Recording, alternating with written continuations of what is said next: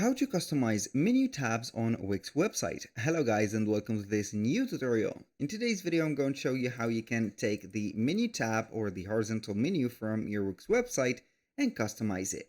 So this is going to be very easy and simple. These are going to be the tabs, as you can see, the menu, the welcome and everything, and also they are going to be considered as a menu items.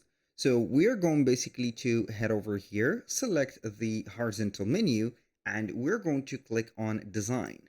From the design, we're going to find that we have multiple, as you can see here, layouts or menu designs that we can implement or customize from. So you can go ahead and select the direct design. Maybe I'm going to select this one. And then we can go ahead and click on customize design. So from the customization of the design, we can command or modify the background fills, the borders, the corners, the shadows, and finally the layout.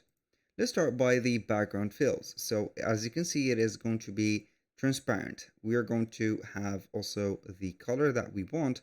We can go ahead and add another layer. So we can go ahead and have a layer like this, also another layer as much as you want. So now to the borders, you can go ahead and put some paddings, and also for the corners, you can go ahead and make them a little bit rounder. Let's say here maybe sharper, whatever.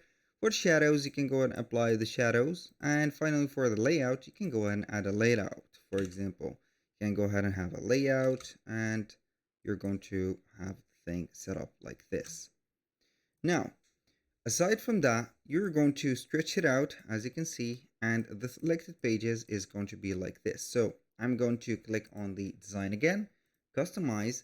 Here we are going to find that the background fill is going to be transparent. So I'm going to make it with another color, which is going to be like this maybe. And here you go. So the picked item is going to be another color, and it is going to be set up here. So we can modify the menu container, the menu item. As you can see, it is going to be something like that. The drop down container, the drop down item.